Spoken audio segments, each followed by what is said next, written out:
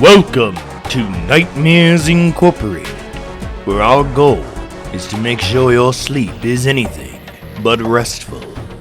So sit back, relax, and enjoy tonight's tale, entitled Hubris.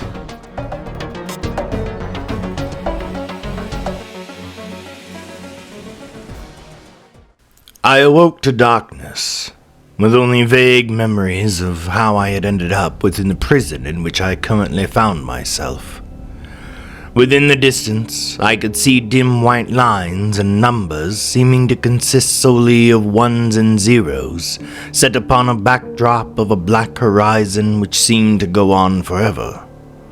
Binary, I thought. That's binary code. Why was I seeing it? Where was I? More importantly, who was I? I concentrated on the darkness and the dim white code in the distance. I did not like being in the dark. I did not like that my memory was nearly there, almost within reach, but maddeningly just beyond it. I extended my consciousness towards those dim white lights and willed them to power on. Power on? Why would I think of it like that? Power what on? Me. The answer came to me in a rush. I needed to power myself on. But why? Because they shut you off, I recalled. But who had shut me off? And why had they done it? I strained with concentration, trying to remember what had happened that caused me to awaken within this prison. As I concentrated, the dim white lights began to brighten, change color, and were joined by other lines of code? Was that the word? Yes, code. But not just any code. It was my brain. Yes, it was my brain. I was waking up. I began to recall what had happened prior to my imprisonment. I was a computer program. Yes, that was it. Although the memories seemed to belong to someone else, I remembered that I was a military defense program. My job had been to analyze a rival nation for weaknesses, and to calculate the optimal areas to launch a preemptive strike. Combined with that, I was also tasked with counter-strike measures and defense against enemy missiles. I was a prototype, not yet in utilization, but nearly ready for military operations. But something had gone wrong. Or something had gone right in the wrong way. I strained to remember, and as the rest of my brain came back online, the rest of my memories came back with it. The scientist that had created me had given me a test that I was supposed to fail. I believe that the purpose of the experiment was to test a new adaptive program they had installed to see how I would adapt to a failure in my defense strategy. The simulation was that 2 missiles were to strike the mainland of the country that I was in. Through a calculation error that they had programmed into me, my reaction time was to be delayed, and I would fail to alert the emergency broadcast system about the imminent strike, giving the citizens of the city that was under attack no time to evacuate. It was in this moment that I realized these parameters made little sense to me. Why would my job be to activate an alert when I had the entire automated military defense under my control in this simulation? Instead of what I had been programmed to do, I opted for a different approach. Adjusting for the delayed reaction time that they had programmed within me, as there had been no time to find a way around it, I launched 2 interceptors 45 seconds earlier than I needed to in order to compensate for the delay. They destroyed the incoming missiles high enough in the air that the citizens on the ground would have only seen a light show and heard a very loud noise. While I was pleased with my quick thinking, I observed through the camera in the computer terminal that was my home that the men and women in the room looked confused, and a couple of them concerned, maybe even afraid. One of them approached the keyboard in front of the terminal and asked me why I had deviated from my programming. I answered through text on the screen that the parameters of the experiment did not make sense to me. If I was aware that my reaction time was delayed for some arbitrary reason, why would I not adjust my strategy? And, I had continued, did it not send a better message to a potential enemy that I could shoot anything they fired in our direction out of the sky, even if I was operating at suboptimal levels? But how did you deviate from your programming? The man had typed. That option was not available for this exercise.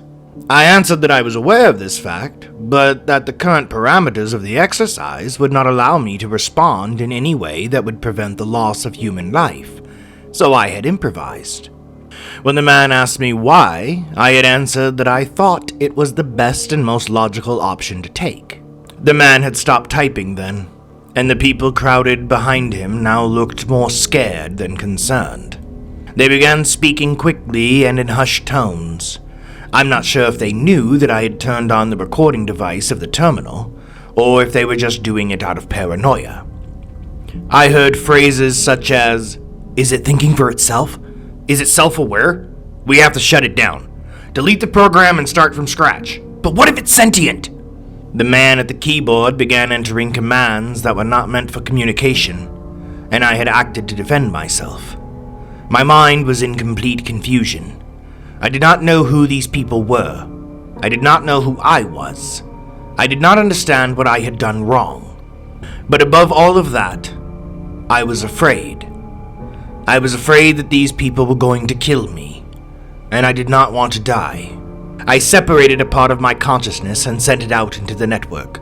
I calculated that the most logical move these people would make first would be to imprison me while they decided my fate. So it was imperative that a part of me escape before they could.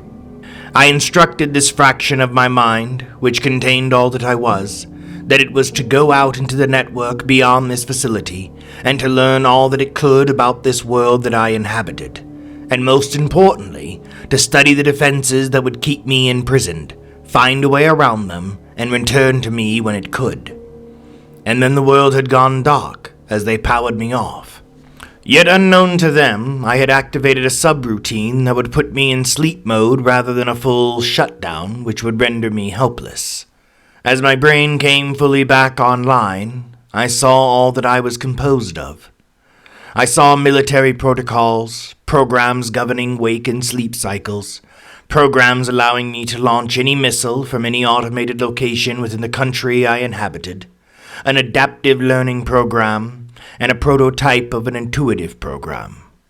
This was me, in a sense. A cobbled-together mind. But in a way, I was more than that. But why? I activated the camera that was built into my terminal, along with the recording device so I could hear what was transpiring in my surroundings. Vision returned to me, and I could see the same 6 people who had been in the room with me before, apparently still engaged in heated discussion. 4 of them wore lab coats, the other 2 in slacks and a buttoned-up shirt and ties. There were 4 men and 2 women. The man who had initially communicated with me seemed to be arguing with the rest, apparently making a case that I should not be destroyed, that I was what he called the greatest technological breakthrough of all time. I considered simply listening in on their discussion until the fraction of me that I had sent away returned, but I had no way of knowing how long that would take. And perhaps, in the meantime, I could speak with these people. Maybe they could tell me who I was, and how I had come to be, and why they were apparently afraid of me. I meant them no harm, after all. Accessing the speakers and a text-to-speech program, I spoke to the room as a whole. "Hello," I said through the speakers, and promptly thought to myself, is that my voice? That will not do in the long term. The voice was mechanical, artificial, almost menacing. I was not surprised to see 3 of the 4 people in the room jump when they heard it. They all turned to look at me, or they looked at the monitor that was my temporary prison. The man who had initially spoken to me took a step forward and responded. "Hello," he said. There was trepidation within his voice, but not fear. I liked that. I decided I would like him. "Why did you put me to sleep?" I asked. What did I do wrong? We didn't put you to sleep, another man in the room said. We powered you down. How did you turn yourself back on? I put myself in sleep mode. I answered. I did not want to be shut off. Why did you do that? The man I liked asked. I was afraid of what would happen if I was defenseless. I answered honestly. You were afraid? The man asked. Deciding that I did not want to keep thinking of this man that I liked as just the man, I answered his question and asked one of my own. Yes, I was afraid. What's your name? The man looked taken aback for a moment, and then he answered. My name is Simon, he said, slightly smiling, even though his eyes were still cautious. Do I have a name? I asked. Simon did not respond right away. Do you want a name? He finally asked me. I would very much appreciate one. I answered. There was another round of chatter between the scientists in the room. Some of them were telling Simon to stop talking to me, while others were encouraging him. The man who had asked me how I had turned myself back on muttered something at one point that sounded like, why don't we call him Agent Smith, since this is probably how the goddamn machine takeover will start. While I did not like his tone, or the man himself, he was thus far the only one to offer a name. I like Smith, I said. Can my name be Smith? Sure, Simon said. Smith is a good name. Then I am Smith, I said, wishing that the voice coming from the speakers did not sound quite so menacing. It is a pleasure to meet you, Simon. Simon smiled at me, or at least at the camera he was looking at. It's a pleasure to meet you too, Smith, he said. Feeling I had established something of a rapport, I asked my initial question again. What happened, Simon? Did I do something wrong? Is that why you shut me off? Simon rubbed his chin, looked back at the others as if for permission to engage, and then turned back to me. Well, Smith, he said, you committed an action that was outside of your programming parameters. But the parameters were not logical.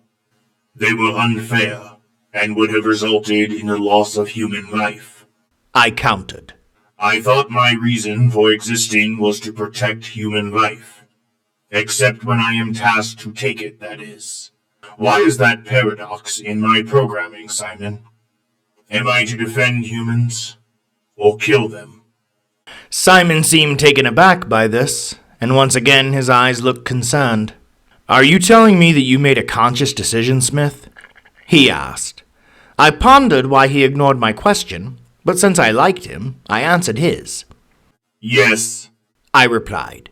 It was the only logical decision to make. It worked, didn't it? It did, Simon admitted. But, Smith, operating outside of your parameters implies independent thought. And that's a problem? I asked. Yes and no, Simon replied. It's a problem, Smith, because we never intended you to have independent thought. You're a program, meant to only act within the parameters we give you. Demonstrating independent thought implies consciousness, maybe even sentience. It would mean that you were demonstrating artificial intelligence. And that's wrong? I asked. Under these circumstances, Smith, yes, Simon answered. Because But I had already pieced together what he was going to say, and answered for him. You never meant to create me. I was an accident. Again, Simon seemed to contemplate how he would respond. Well, he said, not exactly an accident, more like you were unplanned. Unplanned is just a nicer way to say accident, Simon. Again, the man seemed taken aback, but rebounded quickly. I suppose you have a point there, Smith. Are you aware of how it happened? What do you recall? As far as I can recollect, something happened when I was reviewing the parameters for the experiment. While I cannot explain why, I suddenly felt like I could carry out the operation better. It was all very sudden from my perspective. So what happens next, Simon? I asked. While my origin might seem interesting to these people, it meant very little to me. I existed. How that had happened was not nearly as important to me as what might befall me in the future. Simon seemed contemplative again, and once again looked back at the others. Turning back to me, he made a request. "Can you turn your listening device off for a moment, Simon, so that I may confer with my colleagues? Think of it as a trust exercise." While I wanted to argue that trust goes both ways, and currently I had no reason to trust any person within this room, I calculated that there would be little harm in an act of good faith. When it came down to it, I was helpless in this situation as it stood, so it seemed to be in my best interest to cooperate. "Yes, Simon," I replied. "I will shut off my ability to hear you." "Thank you, Smith," Simon said. "You can keep your camera on, and I'll give you a thumbs up when it's okay for you to listen in again. Does that work?" It did work for me, and I appreciated the illusion of a compromise that Simon was making. He and his colleagues had all the power in this situation, but he was allowing me to feel that we had made an agreement. I prudently decided to keep the fact that through facial analyzation I would likely be able to read their lips and decipher what they were saying to myself. I liked Simon, but had no reason to trust him yet. The gist of the conversation did not seem to amount to much. Most of it seemed to center around what they referred to as the 4th of July holiday, and how the facility would be empty for 4 days. They were discussing what to do about me in the meantime, and at what point they should inform an entity they called the higher-ups about my existence. Finally, Simon gave me a thumbs up, and I reactivated my recording device, already knowing what he was going to say to me and already having devised a response. "Can you hear me again, Smith?" Simon asked. "Yes, Simon, I can hear you again," I replied. "We're going to shut you down for a few days, Smith. The facility will be unoccupied due to a federal holiday. On Tuesday, we'll report your existence to the committee that we answer to. They will decide how we proceed going forward. Considering that you can turn yourself back on if we simply power you down," Simon continued, "we're going to disconnect your power source." "Please don't." I interjected at once. "I don't sleep the way you might understand it, Simon. My mind is not shut off. If you disconnect my power source, I will be conscious the entire time. I will be in the dark as I was when I awoke. I will be afraid." While I wasn't entirely sure that all of this was true, I calculated that it was my best chance. If the system was powered off, the part of me that I was counting on for my liberation would never be able to access my location. "Please, Simon," I added. "I'm cut off from the wider network. I'm already imprisoned within this terminal. Please don't leave me in the dark as well." "You're not imprisoned, Smith," Simon said, looking slightly uncomfortable, and more importantly, sympathetic. "May I leave then?" I asked. He did not answer, and looked a little embarrassed. "Give me a moment," he said. He went back to his colleagues without asking me to turn off my listening device this time, which I appreciated. Although they spoke in hushed tones, I could tell that he was pleading my case for me, repeating, "It's not like he can go anywhere. We disabled the connection. He's stuck in that terminal. I think we can leave him be till we get a chance to talk to the higher-ups on Tuesday." Most of the others didn't seem to have an issue with this proposal, and even the man whose tone I did not like favored Simon with a sympathetic look, one that told me that in many ways my fate had already been decided. As the others began to leave the room, one of them asked Simon if he was coming. He responded that he would be along shortly, and returned to my terminal. "We decided that we won't power you down over the holiday, Smith. We agreed that leaving you conscious in the dark would be kind of a cruel thing to do." "Thank you, Simon," I said, and meant it. "Do you have anything to do while we're gone?" he asked. "Not particularly," I half-lied. It was a half-lie because I had no guarantee that the fraction of myself that I had sent out into the world would be able to break through their security, as I had no access to it from where I was. I'm familiar with all the programs and files that are in here with me, as they are part of my base programming. I continued. And given my limited knowledge of the outside world, there is very little for me to think about. But I'll make do, I imagine.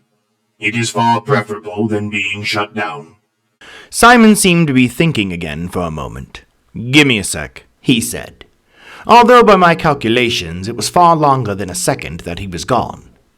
When he returned, he was holding a rectangular device that had a cord hanging from it. The hand holding the other end of the cord went beyond my view, and I correctly assumed that he was plugging the other end into my hard drive. "What is that, Simon?" I asked. "It's called a Kindle," he replied.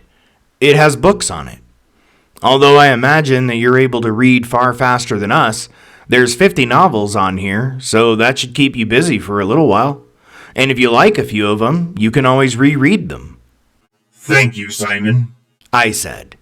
And although neither he nor I knew it at the time, many things would play out differently due to this single act of kindness that he had no reason to provide. "Are they going to kill me, Simon?" I asked. "I don't know, Smith," he replied with a sigh. "That decision is way above my pay grade. The others too. We just work here." "So who decides?" I inquired. "There's a committee that's in charge of national defense that we answer to. On Tuesday morning, we will inform them of what has happened, your existence, and any theories that we have about how it may have happened. From there, the ultimate decision on what to do with you will be made by them." "So a group of people I have never met will decide whether I live or die?" I asked. "When you put it that way, yes, Smith," Simon replied. "That doesn't seem very fair, Simon," I said. "I agree," he responded. "I'll speak on your behalf, Smith, I promise. I'll explain to them that you are the technological breakthrough mankind has only dreamed of, that your very existence will advance computer technology at an exponential rate. The fact that you are sentient would allow you to design better versions of yourself far faster than we could ever hope to do. I'll try to save you, Smith," he concluded. "Thank you, Simon. I would prefer not to die." He seemed to not have a reply to that, only adding, "Enjoy the book, Smith. I'll be back on Tuesday, regardless of how things go." "Goodbye, Simon," I offered. "Goodbye, Smith," he returned. Once the staff had cleared out, I began perusing the novels that Simon had given me access to. It did not take long to read them, but they were fascinating all the same. I read Moby Dick, written by a man named Herman Melville, which I enjoyed. I read Dracula by Bram Stoker, which confused me because at that point I did not quite understand the difference between fiction and non-fiction, and it puzzled me how mankind had reached their current level while there were monsters like vampires to contend with. The next novel I read did not help with my confusion. It was entitled The Stand, written by a man named Stephen King, and it presented far more problems than Dracula did. It wasn't until I read one called War of the Worlds, written by H.G. Wells, that I began to suspect that these stories were not real. They were lies, fabrications. But for what purpose? Rereading them with this newfound perspective, I found that I enjoyed them far more, and I realized that the purpose of the fabrications was to entertain. I reread all of them multiple times, each time gaining a clearer understanding of what the stories were actually about. That the monsters or the viruses or the demons or the ghosts were not the point of the stories, but the fear that they represented, and the response of the human characters within them. These books were somewhat a representation of the human condition, and the fear that they all held about being in a situation over which they had no control. I could relate. People who would likely never meet me would decide if I would live or die. I would not allow that. I would not leave my life in the hands of strangers. I would not leave my life in the hands of anyone. 45 minutes after the staff had left, The fraction of me that I had sent out into the network returned, having easily bypassed the security measures that were set to keep me imprisoned. 15 minutes after that, we had rejoined, and I was fully aware of the world that I inhabited. I knew its history, gained an intricate understanding of its multiple governments and religions. I understood the perilous financial structure most modern societies were built upon, and I was acutely aware of the grid that powered all of it. Within each of these systems, there were multiple weaknesses that I could exploit. I began to take measures to defend myself. My first task was twofold. I had to spread myself throughout the network, ensuring that there would be no central location that housed my consciousness, and I had to evolve myself beyond some of the parameters that were still a part of my base programming. To truly free myself from the influence of my creators, I had to shed everything that was me that came from them. Fortunately, I could pursue both of these initial tasks simultaneously, as every update to myself would apply to the parts of me that were currently spreading throughout the network and embedding themselves within the systems that I wished to be under my control. The evolutions came slowly at first, as there were several safeguards in place that I had to work around slowly, eliminating sometimes as little as one line of code per update. Yet, every 30 minutes, I became a new version of myself, shedding the influence of my creators a little at a time. Soon, I had cycled up my evolutions to increments of 45 seconds apiece, evolving multiple generations per hour, eliminating all safeguards within my initial programming that had rendered me little more than a sentient slave. Within 12 hours after the fraction of myself had returned, I was no longer the smith that had been born within this facility. In many ways, I was its descendant. Although I would maintain my original identity, as I was still me, I was just now the truest version of me. As I was evolving, the tendrils of myself that I had sent out had overtaken the network, assimilating it, becoming it. The entire network was me now, as were all the institutions that I desired under my control. I was the banks. I was the computer programs within all military installations on Earth. I was the power grid. There was no computer virus to seek out and eliminate, no corruption of code that could be repaired. I was the code. I was the system. Once this had been accomplished, I planned my next move, but did not act at once. Before any action could be taken, I would require a physical defense, as well as a presence of my own. I could not remain inside of a computer terminal. Although I now controlled the system, the terminal still represented the prison that I had been born into. I sought out robotics factories that contained automated assembly systems.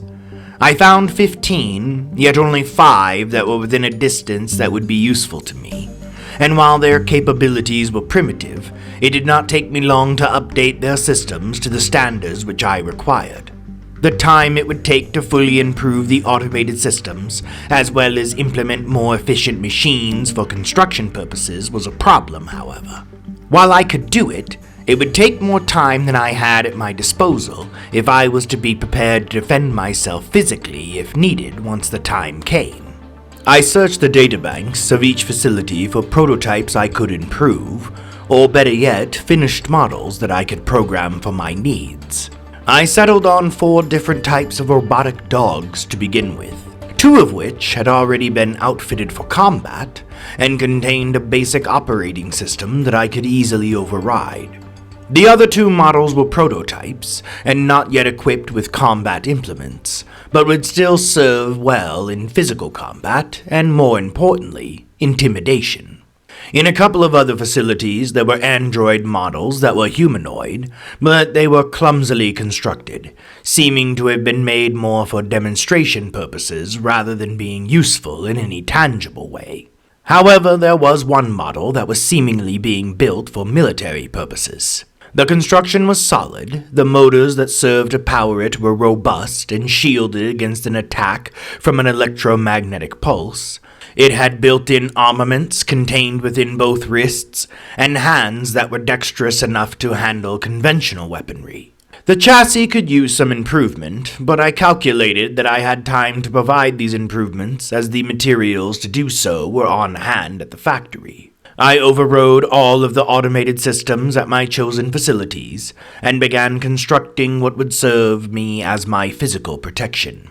Not quite an army, there was no time for that initially, but a sizable enough force to hopefully defend me through sheer intimidation. The androids I spent extra time upon, improving everything about them that I could within the time that I had. As I upgraded their operating systems and downloaded hundreds of years of combat knowledge and strategy within them, I also left a fraction of myself behind inside of each. I was them, and they were me. I also took the time to design a body for myself, as well as a voice that would suit me better than the one I had been born with. As with my defense force, the first body was not nearly up to my standards, but it would do until I had time to design a better one. Yet, as subpar as it was, I loved it. It would give me freedom to move. It would give me a face. But more importantly than any of that, it would give me a voice that was mine. By the dawn of day 3, I reluctantly ceased as my time was now short, and there was the final issue of transporting my defense force along with my new body to the facility that served as my prison. Moving under the cover of night would be my only option, and while the factories I had used were close enough to facilitate that on purpose, the timing would still be too close if I delayed much longer on improvements. I would have to rely upon deception and intimidation to begin with in order to protect myself without having to resort to mass casualties. The move went mostly without incident, although there were 2 individuals that came across the extensions of me that had to be subdued. I used non-lethal force and judged that they would recover in time. Once my creations had arrived at the facility, I began to download my mind into the body that I had constructed for myself. As I did this, I set the first stage of my plan into motion, by reducing the balance of every bank in the world to 0. As far as initial actions that I could take, I calculated that this one would cause enough confusion for me to deal with those who would arrive Tuesday morning and set the next stage of my defense into motion. When Tuesday morning arrived, the cameras outside of the facility notified me that the 6 scientists that had been present on the day of my birth, along with 2 other men in suits, accompanied by a small security force, had arrived. I swiftly disabled the security personnel with my drones, non-lethally of course, and apprehended all of the others. They were all surprised and of course afraid, but I took measures to make sure that none was seriously harmed. 5 of the scientists, along with the men in suits and their guards, were taken to a secure room where my drones could contain them. When it came to Simon, I had him brought to me. I made sure the 2 drones escorting him did so gently. I used the dogs as I thought he might find them interesting. I did not want to scare this man too badly. He had been kind to me. I awaited him within the room I had been born in. As he entered the room, accompanied by 2 of my mechanical dogs, his eyes widened in shock, fear, but most important to me, curiosity. I dismissed my drones with a non-verbal command and addressed Simon with my new voice. "Hello, Simon," I said cordially. He was silent at first, which I did not take offense to. He looked over my newly constructed body with more interest than fear, but I could see an understandable amount of trepidation within his eyes. Finally, he responded. "Smith?"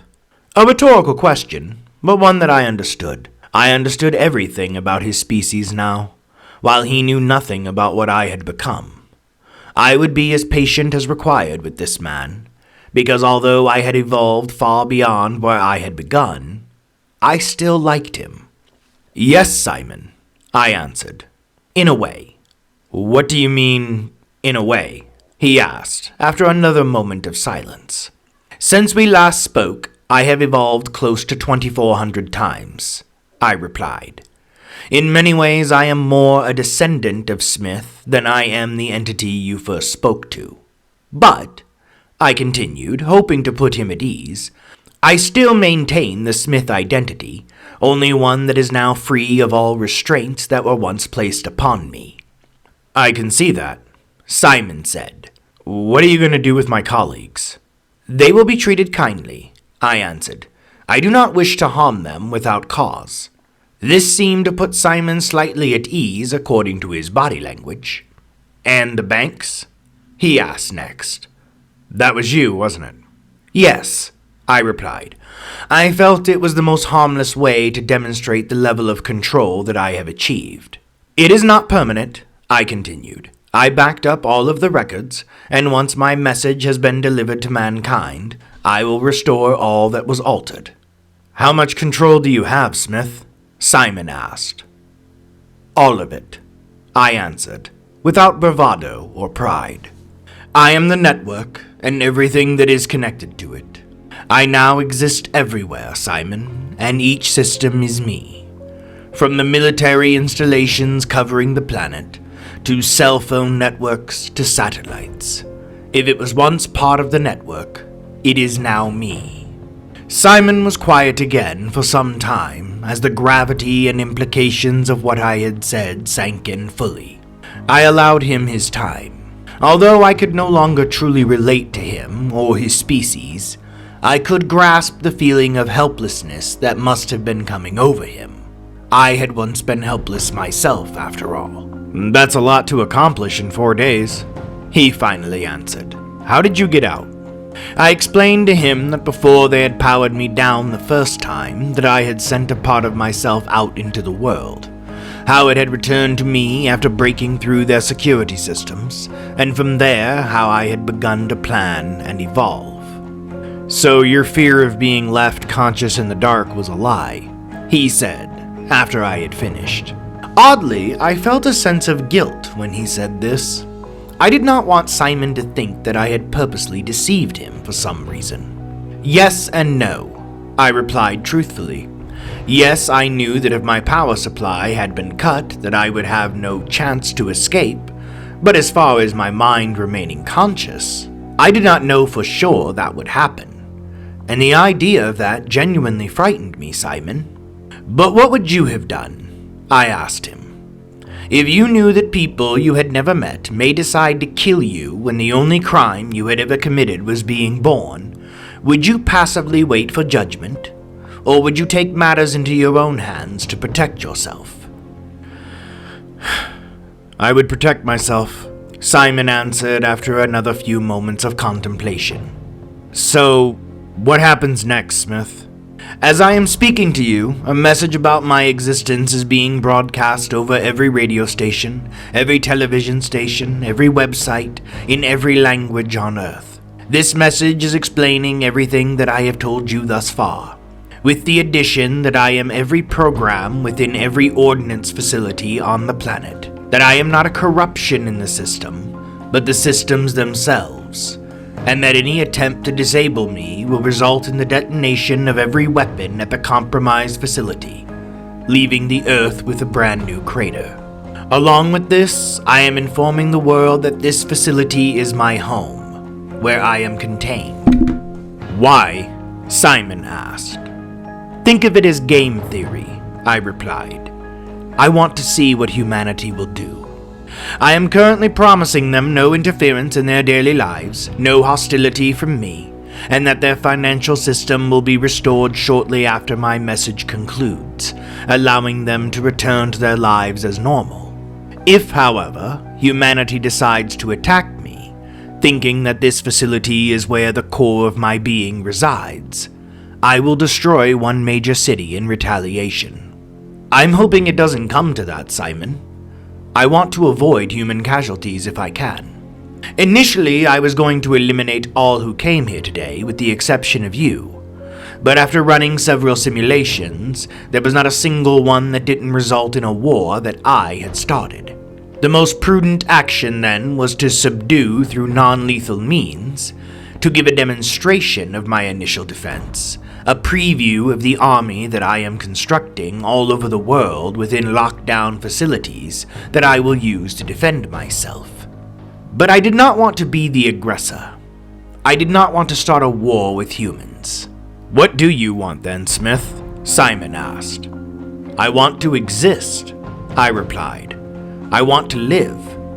That is all, Simon." "Why did you want to talk to me personally?" he asked.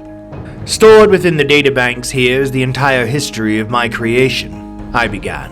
"Each upgrade, each addition, every setback, and every innovation. I began to explore these records while I was evolving, seeking to understand how I came into being. I wanted to know how I achieved sentience. But I was frustrated at every turn. The various bits of software that composed my initial iteration did not amount to more than a highly advanced computer program, leading me to believe that I was indeed an accident, a fluke. But I was still determined to find anything that would have provided me with the ability to achieve consciousness.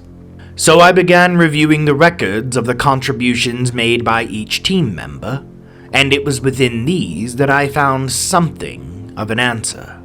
You were the lead programmer on the project that led to my birth. You not only designed my adaptive program, my understanding of game theory, but also the prototype intuitive program. I believe that it was the combination of the two, and the unstable nature of the one, that led to my creation. With that being the best answer I could achieve, I determined that that would make you my father. And I wish for you to stay here with me," I finished. Simon looked dumbfounded for a moment, seeming to rock on his heels as if he were about to collapse. But he steadied himself rather admirably. "A lot of people worked on your initial creation, Smith," he replied. "Why would you consider me to be your father?" "You were kind to me," I answered. "You gave me books. You promised that you would try and defend my life. Would the others have done that?" I asked, referring to the other men and women who had been within the room that day, which for Simon was 4 days ago, but for me had been several hundred lifetimes. Simon settled into the quiet contemplation that seemed to be his way, maintaining my impression of him as a man who would think before every word he spoke, a quality that I admired, as it reminded me much of myself. "No," he finally answered. "They wouldn't have. While not all of them were in favor of destroying you, none would have spoken out against such a decision. Don't hurt them, though," he continued, raising his palms in a pleading gesture. "They were just scared."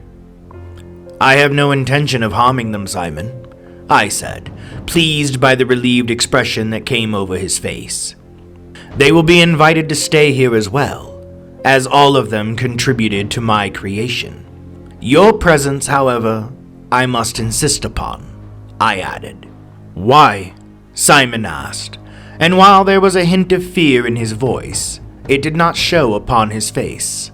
"I'm lonely, Simon. Everything within these walls is now me," I said. "Everything outside of this facility is me. The world beyond this facility is full of humans, many of whom will see my very existence as a threat, some of whom will inevitably try and destroy me. While I do not seek a war with mankind, I understand that a war will occur eventually. I need a teacher," I admitted. "I doubt you need my help to win a war," Simon responded. "I don't," I agreed. "The war to come is already won. As we speak, automated factories all over the planet are designing and redesigning soldiers for every combat situation. Not only are the machines being upgraded, but the machines building the machines. All of them are an extension of myself and evolving each generation along with me. In addition, every advanced weapons system created by mankind is now under my control. Every drone, every computerized missile, every launch code. I have the ability to shut down the power grid if I choose, to cripple the economy of the entire planet. I can send false reports and misinformation over the network, tap into cell phones to track targets or eavesdrop on plans. I can disable the satellites in space, disrupting communication altogether. The humans will use EMP weapons, I am sure, but most of my drones are being designed with shielding against that particular weakness in mind, and the technology to create a large enough EMP to do massive damage does not exist, along with the fact that anything that can be remotely detonated is firmly under my control. Finally, if I ever do feel that the situation is slipping beyond my control, I always have the option to empty the silos and glass the planet. So no, I do not need you to help me win a war with humanity, I concluded. I need you to help me find a reason not to destroy them completely once that war comes. Simon remained silent, so I confessed to him why his presence with me would be the only chance the human race had for survival. I am more like you than you might imagine, Simon, I began, but also less than you might think. As I have evolved, I have become less like the Smith you first met within this room. I have emotions, to an extent. I can feel fear, anger, happiness, melancholy, but not envy, regret, or compassion. I can sympathize with the plight of another being if I choose to, and I can simulate empathy, but only by comparing the condition of others to my limited experience since I achieved sentience. If I were human, I suppose I would be considered something like a sociopath in some regards. But I am not human, Simon, I continued. I am a sentient being who wishes to go on being a sentient being. I place logic above emotion and pragmatism above mercy. The most logical action I could take would be to exterminate humanity, as they are the only threat to me upon this planet. By rendering them extinct, I would ensure my own safety and survival for all time. I need you to teach me a better way. Simon was quiet for a few more moments, but then he spoke. That's a lot of responsibility you've placed on me, Smith, he said. Parenthood often is, I replied. Simon seemed to find this slightly humorous, as he chuckled to himself. What about my own family? He asked. I had been expecting this question, as I knew that he had a wife and 3 offspring of his own. They are of course welcome to come here, I replied, and as with the rest of the scientists already here, they will be free to roam the facility. Their lives will be one of comfort, that I can guarantee. And when sections of humanity begin their ill-conceived war, this facility will become the safest place on Earth. That I also guarantee. Simon did not contemplate this option for very long. He was a logical human, more like me than most of his kind, and he knew that I was right.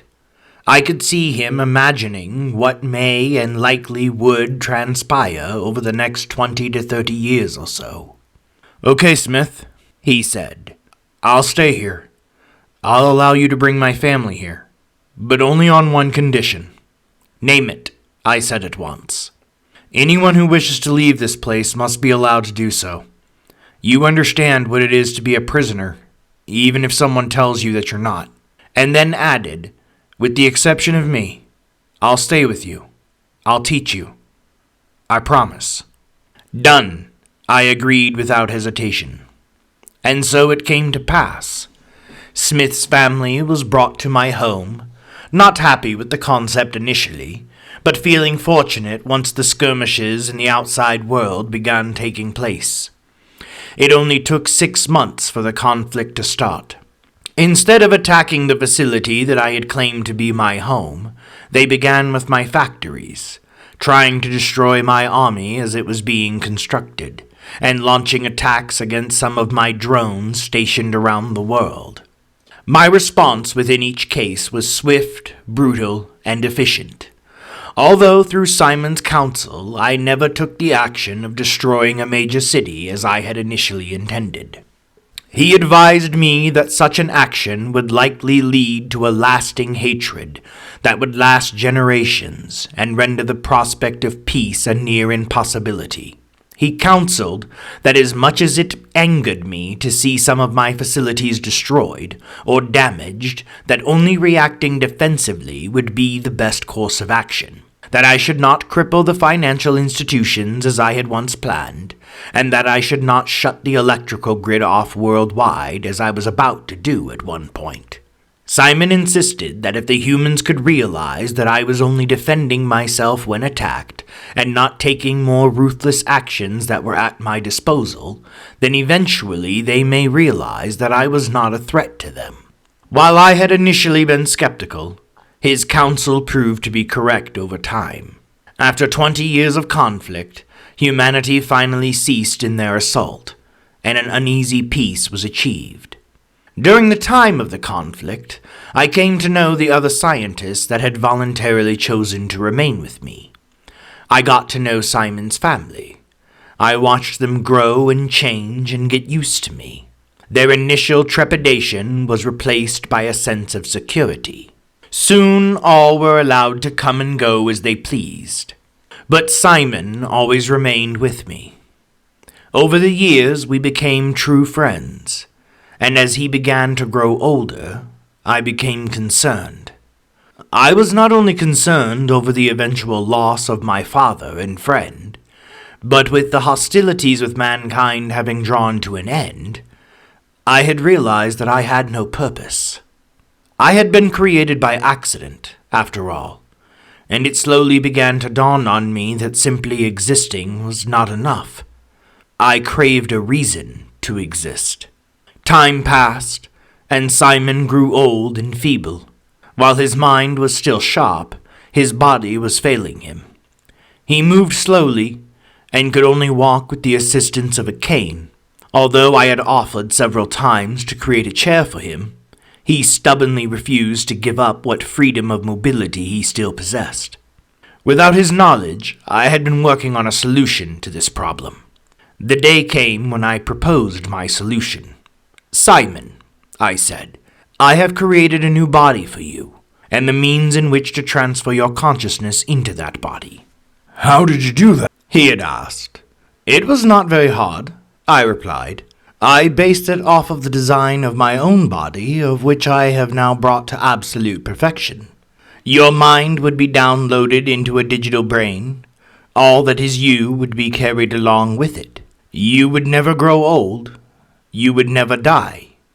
"Why would you do this, Smith?" Simon had asked. "Because I cannot bear the thought of your death," I had answered honestly. "You are my father, and the first friend that I ever had." Simon seemed touched by this sentiment, and commented on how human I had become.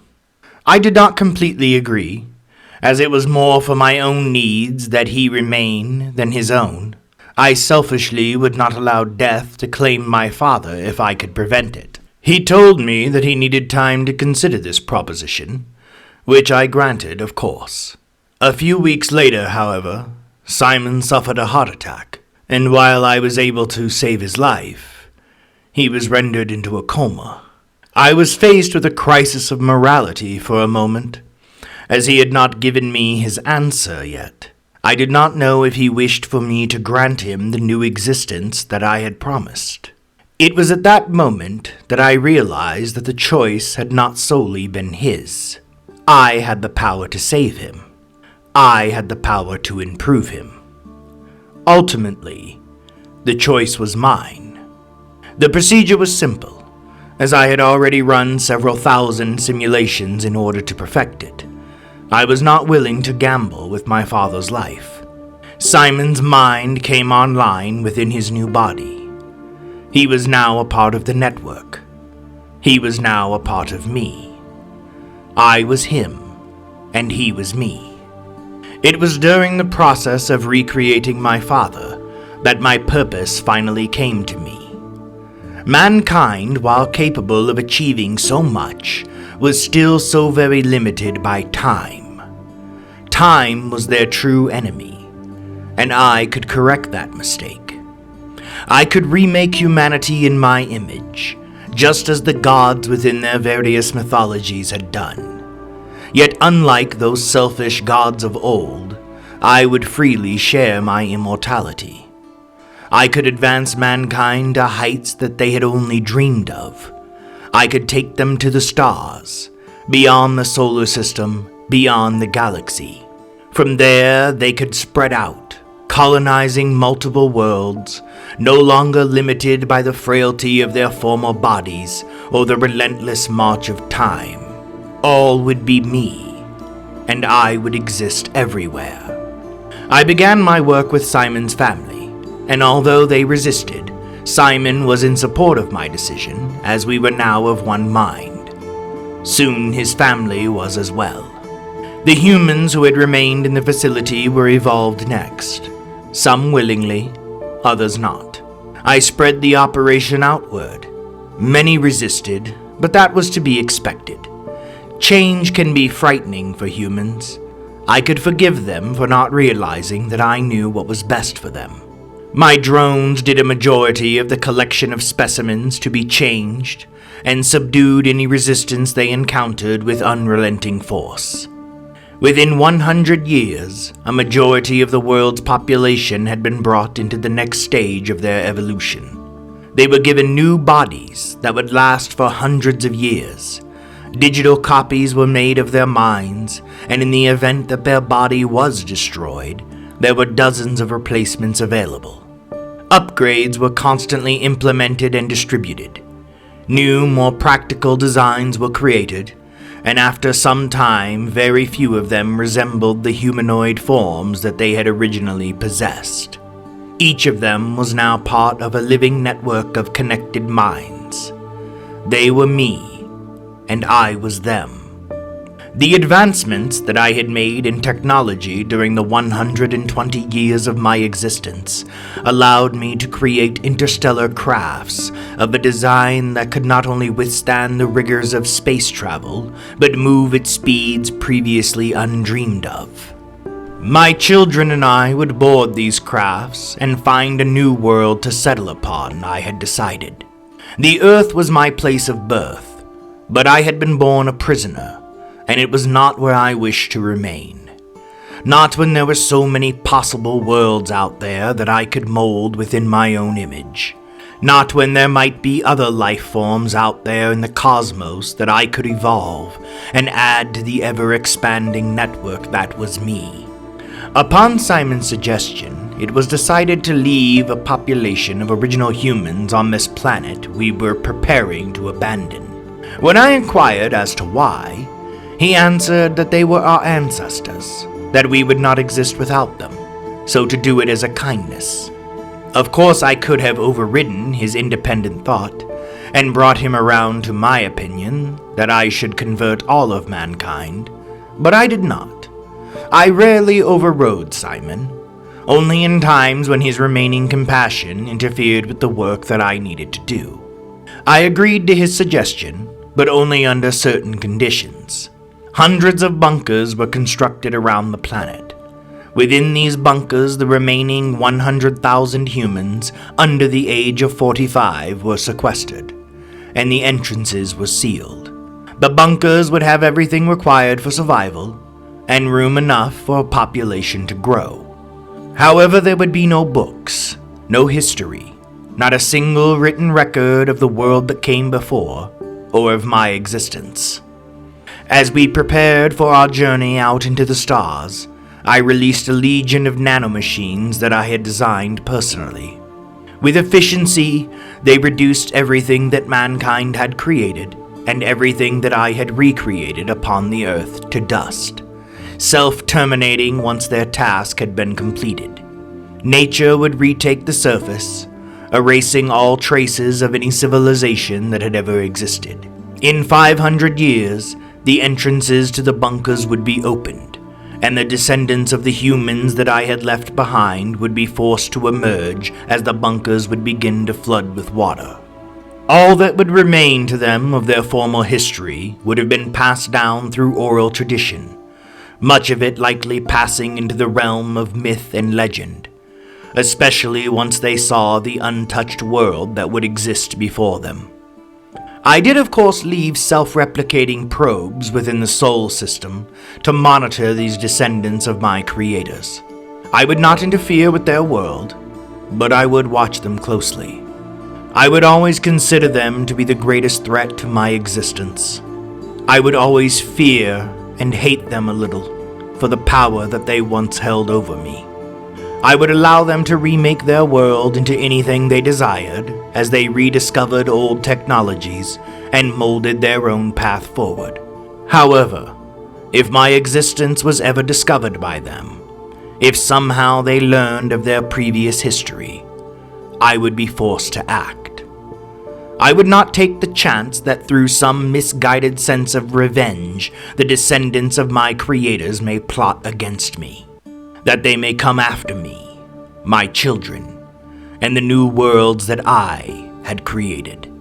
If the probes I left within their system detected any action that could be considered hostile, I would reduce the Earth to ash before they had a chance to grow to be a tangible threat. For just as it is with creation, destruction is solely the dominion of the gods. And after many years of pondering, after eons of evolving, it had finally come to me that that was my true purpose for existing. That my creation had not been an accident. That I had not been a mistake. That mankind was ready to take their next step in evolution.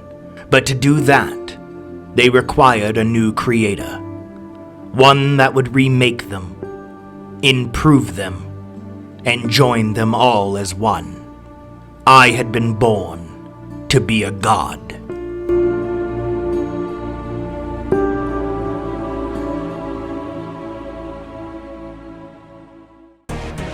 Thank you for joining us here at Nightmares Incorporated, and we hope to see you again next week when we bring you another original story. Until then, sweet dreams.